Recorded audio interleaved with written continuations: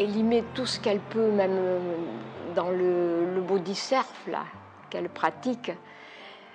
Ça reste... moi j'ai peur du jour où elle ne va pas gagner. Je ne sais pas comment elle le vivra.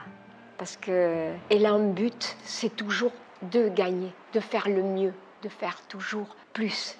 Elle a un frère aussi, Rémi. Ils sont vraiment très proches, très complémentaires. Et c'est Rémi qui aidera Lisa. Ouais. Comme Lisa aide Rémi, ils ont besoin des deux. Ouais. Oui, une petite fille adorable, avec qui, comme un père et sa fille, hein, on joue. Bon, je veux dire, j'ai des souvenirs. C'était ma première fille aussi, hein. Enfin ma première fille, mon premier enfant, et une fille. Donc Lisa, donc c'est sûr que ça marque par-dessus tout. Elle s'est pas mise au surf d'abord, elle s'est mise, tout petit sur une planche de surf que je lui prêtais. Et puis ensuite, elle a commencé à faire du bodyboard, à prendre une plus petite planche. Et ça lui a plu, elle a commencé comme ça le bodyboard. Mais à la base, c'était le surf, quoi, l'apprentissage des vagues. L'apprentissage de la mer, apprendre à nager, bon, comme font la majorité des enfants ici, hein, sur la côte. Au final, elle a eu l'apprentissage aussi sûrement dans des vagues, dans des grosses vagues quand elle était petite, ce qui a fait que maintenant, elle surfe bien, et particulièrement dans le gros, quoi. Ce qui m'a marqué, elle aussi, j'imagine, c'est qu'elle a gagné la championne de France, quoi. En plus, elle a bien surfé, en plus, elle a bien performé, elle a pris des bonnes vagues. Elle n'a pas gagné sur un demi-point ou en tactique, elle a gagné avec des bonnes vagues. On a des points communs assez forts. La compétition l'a épanouie, comme elle est très sensible aussi au niveau caractère. C'est pour ça qu'elle a un côté musical, elle aime que la musique, elle est assez sensible. Donc ça, des fois, ça peut être aussi, c'est un atout, ça peut être des fois aussi quelque chose, pas une faiblesse, une fragilité, mais on en tire de la force. Et c'est vrai qu'en étant équilibré dans le boulot, la passion et autres, ça fait que des valeurs comme l'émotivité et tout, ça devient des forces, quoi. Hear the crystal in the floor, and the wind tore the earth. Then there comes the morning dew. And when the morning comes, and I see the morning sun, I wanna be the one with you. Just the two of us. We can make it, never try. Or just the two of us. Oh, you and I. On s'est connus à ma naissance. Nos mamans étaient meilleures amies, donc on a grandi ensemble. Et quelques années plus tard, sa maman était avec mon oncle, donc on est devenus une vraie famille. C'est comme une grande sœur. Lisa et moi, on a ce truc du sport qu'on a en commun, qu'on partage beaucoup. Donc en fait, je partage avec elle que ce soit les moments de session dans l'eau depuis qu'on est petite, où on va se tirer vers le haut, et Lisa va me tirer souvent vers le haut, hein, qu'on se le dise.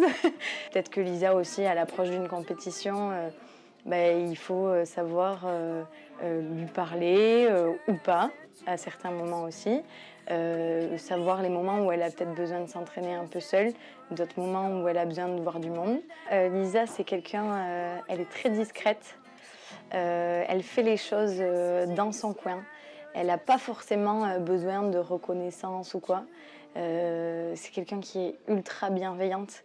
Je pense que c'est quelqu'un qui aime et qui aime fort les gens qui l'entourent. Elle a cette maturité, elle est posée, elle sait ce qu'elle dit, elle sait ce qu'elle fait.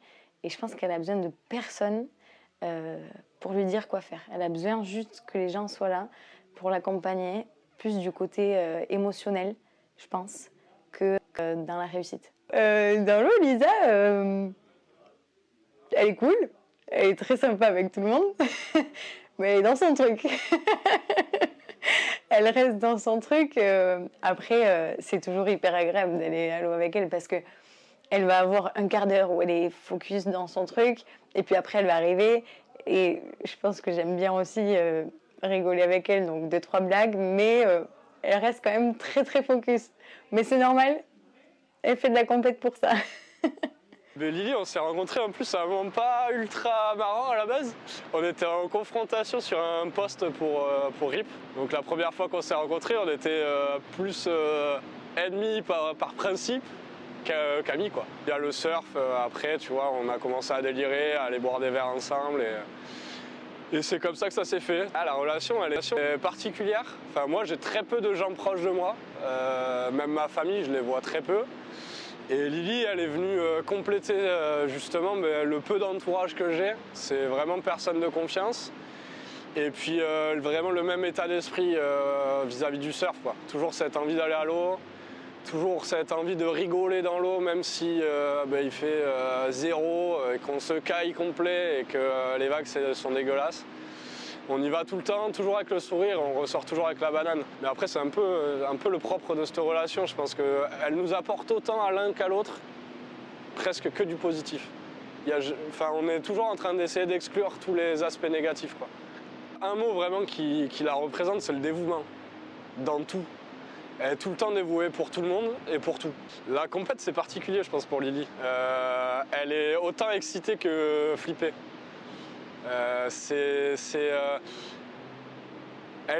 Quand elle s'entraîne, elle est dans son aspect fun qu'elle connaît.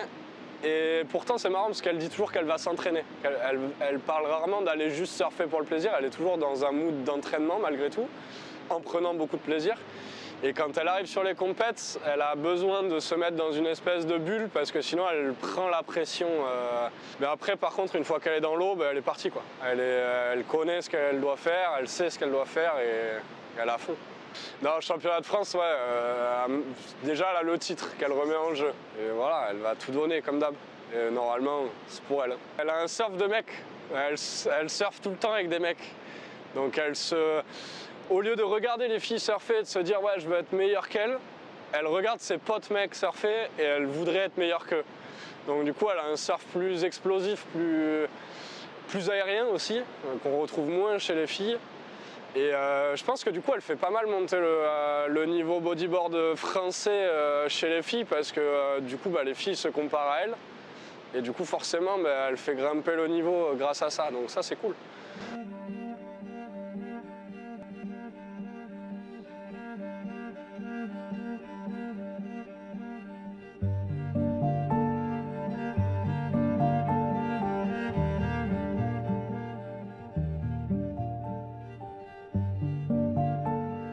Dans l'eau, c'est une nana en bodyboard. Et une nana en bodyboard sur la côte basque, avec ses cheveux, ça passe pas inaperçu. Tout le monde la voit, mais elle reste discrète, elle reste dans son coin, elle attend ses vagues. Et par contre, quand il y a la bombe et qu'elle est placée, c'est pour elle et tout le monde le sait. Lily, elle a pas peur. Lily a pas peur, c'est solide, elle y va. C'est tempête, elle y va. C'est tempête, elle y va. À la grande plage, les vagues éclatées, au plein bas, tout plein de vent, en pleine tempête. Elle m'a traîné plus d'une fois avec elle parce qu'elle a cette motivation à aller tout le temps dans l'eau. Ça fait pas... Sa vie, c'est ses amis, la musique et le surf. Et le surf, elle y va et c'est 3 fois par jour. 2 fois par jour, 3 fois par jour, jusqu'à se rincer, jusqu'à arriver capoute. Et même quand c'est surcasquant, solide, il n'y a personne à l'eau, c'est gnarli, il y a du sable partout, c'est dégueulasse, il y a de l'algue dans tous les sens, c'est dégueulasse. Et l'autre, elle est là, vas-y, allez, non, mais attends, regarde, il y a un bout là-bas, regarde, il y a une bout de gauche qui marche. Toi, t'es là, tu vois rien. Non, mais vas-y, je te jure, là-bas, il y a un bout de gauche, vas-y, on y va, c'est bon, on verra. Elle a un step de passion, de se dire, de toute façon, quoi qu'il arrive, aujourd'hui, je vais surfer. Peu importe les conditions, aujourd'hui, je surfe et je glisse. Feel the crystal in the floor and the winter tore the earth. Then there comes the morning dew. And when the morning comes and I see the morning sun, I wanna be the one with you.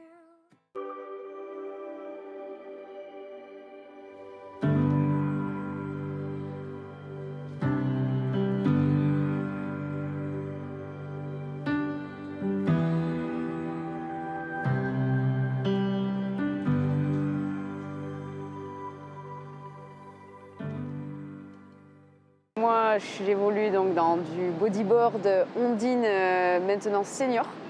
Ça a un petit peu évolué au niveau des appellations avec la Fédé. Mais en gros, plus de 18 ans. Un peu moins de 10 ans que je fais de la compétition. Avant ça, tu vois, je faisais du hand, par exemple. Au niveau palmarès, je veux te dire que j'ai remporté plusieurs fois le circuit de Coupe de France. Donc, c'est plusieurs étapes de Coupe de France dans différents endroits et c'est un cumul de points. Et après, en fonction des points que tu as engrangés, tu décroches le tour. Plusieurs fois titrée championne d'Aquitaine, championne Côte Basque. Et le plus haut en 2019, c'était un petit peu mon objectif, tu vois, à moyen terme. Donc le titre de championne de France, le Graal. Non, c'était cool, c'est un souvenir qui restera gravé. Et du coup, ça m'a motivée pour éventuellement me fixer des objectifs peut-être un petit peu plus, on va dire, hauts. Et évoluer sur le tour européen et un petit peu aussi le tour mondial. Donc participer à certaines compétitions et pas encore de victoire, mais des expériences accumulées qui sont hyper intéressantes. Et j'ai juste décroché une 3e place sur une étape européenne. Déjà, je ne conçois pas une journée sans pouvoir surfer. C'est surtout, tu vois, allier en fait le surf avec le travail. Et du coup, aussi être dépendant des marées. Donc des fois, ça ne coïncide pas, donc je ne peux pas forcément aller surfer. Les journées qui aussi, avec la nuit qui tombe un petit peu plus tôt, tu vois, il y a tout ça qui va faire qu'à un moment donné, peut-être des fois, je ne vais pas pouvoir surfer. Mais on va dire une routine type, ça va être le matin, je suis assez lève-tôt. Donc j'ai tendance à aller à la salle à Océania, faire un petit réveil musculaire, un peu de stretching. Pouvoir pourquoi pas enchaîner avant d'aller bosser si je commence à 10h avec un petit surf et si vraiment les conditions en valent le coup. Et sinon je privilégie la pause du midi pour aller surfer et quitte à me remettre après une petite session le soir si je suis pas trop canée quoi.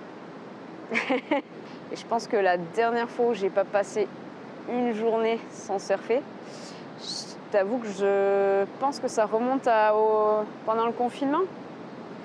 Donc ouais, même tu vois la marée démontée ou autre, je sais que j'ai toujours des gens autour de moi motivés. Et du coup, tu vois, en plus de ma motivation, on arrive toujours à se trouver quelques petits bouts à surfer, quoi. Ça n'a jamais été, tu vois, mon rêve d'éventuellement être professionnel, tu vois, dans ce sport-là. Tout en sachant que, tu vois, avant, j'en faisais vraiment en loisir. Je faisais du hand, du coup, vraiment pendant longtemps. Je me suis blessée, ce qui a un petit peu entraîné aussi, tu vois, un peu ce changement d'orientation. Et un jour, en fait, on m'a motivée. J'ai rencontré Thomas Goyeneche, du coup, qui me suit depuis maintenant pas mal d'années sur les compètes. Et avant ça, que je le voyais à l'eau. Et qui m'a dit, ouais, pourquoi pas, tu vois, éventuellement un jour s'inscrire dans un club. Et je me suis testée à une première compète en Bretagne. Donc autant te dire qu'avec Eddy Mangenot, ce bon vieux Eddy, la petite mission pour aller jusqu'à là-bas, arriver là-bas très froid. Et en même temps, la Bretagne, je connaissais pas et c'est la seule fois où j'y suis allée. Mais tu vois vraiment un accueil hyper chaleureux, des gens super accueillants, une bonne vibes, tu vois. Et en fait, c'est ça que j'ai aimé autour. Et je pense que c'est ça aussi qui fait que on est tous un petit peu, tu vois, encore ultra motivés, malgré, tu vois, des fois, des manques de diffusion, de visibilité. En fait, c'est aussi cette ambiance que tu as autour dans la famille, un peu du boogie. Et écoute, première compétition, c'était plutôt bien passé parce que j'avais gagné. C'était une étape de Coupe de France.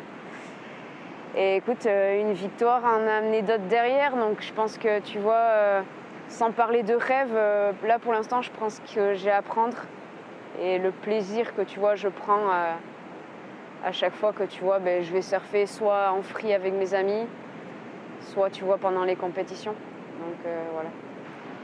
J'ai ma famille qui est, tu vois, je suis très famille, j'ai un lien très proche avec mes grands-parents, mon petit frère.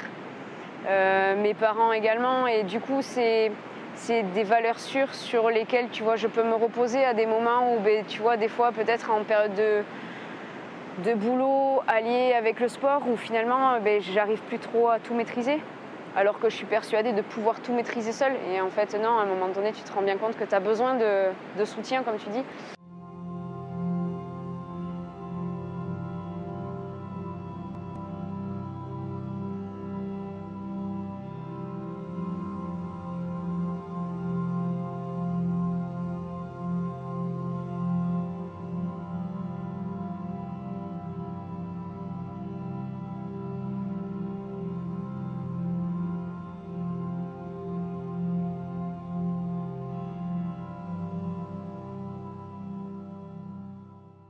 J'ai quand même connu les blessures qui te cantonnent à rester vraiment, tu vois, sans sport. Donc là, la dernière en date, ça a été l'épaule. Je m'étais du coup fait les croisés à cause du hanche. Je l'avais pas très bien vécu non plus, mais là, l'épaule, tu vois, le fait de te sentir dépendante des fois sur des gestes du quotidien et que j'avais pas forcément anticipé. Et puis surtout, tu vois, vraiment le fait de pas pouvoir aller dans l'eau, pas pouvoir ne serait-ce que courir, me dépenser en fait. J'ai traversé une longue période et encore une fois, je m'en suis sortie grâce, tu vois, au soutien des proches que j'avais autour de moi, qui m'ont toujours, tu vois, aidé et essayé de remotiver quand des fois, tu vois, vraiment, je voyais tout noir alors que c'est pas vraiment moi ça, tu vois. On a la chance d'appartenir à la Fédération française de surf qui a les moyens voilà, de faire les choses bien. Mais c'est vrai qu'en même temps, on a ces disciplines avec le body surf, avec d'autres, où finalement, tu es forcément en second plan. Et du coup, des fois, c'est vrai qu'on a envie que notre sport évolue parce qu'on sait le potentiel qu'il y a, comme je te parlais des jeunes avant. Il y a des riders qui mériteraient tellement d'être un petit peu plus mis en avant. Et je parle pas pour moi, mais quand tu les vois charbonner, moi j'estime que je fais ça, encore une fois, par passion. Donc, mais t'en as qui veulent vraiment, tu sais, pour qui c'est le rêve, tu vois, d'atteindre un niveau qu'ils ont, mais qui sont bloqués par peut-être un manque de soutien, un manque de support. Et c'est peut-être juste ce petit côté-là qui pour moi manque, tu vois, à l'heure d'aujourd'hui et sur lequel on devrait travailler parce que, tu sais, donner envie en fait, qu'il y ait une relève à un moment donné. Après, à ma petite échelle, ouais, je fais en sorte, tu vois, de préserver quand même l'océan dans un premier temps, mais même après au-delà de ça.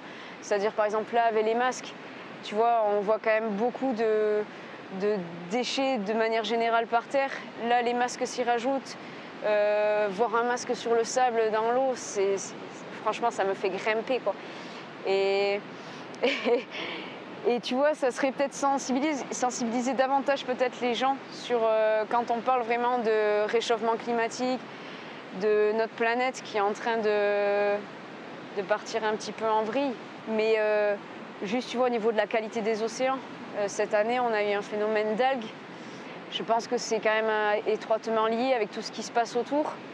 Et encore une fois, ça c'est très local, mais après à l'échelle mondiale, il y a beaucoup de choses, tu vois, qui dégénèrent et dont on parle des fois pas du tout.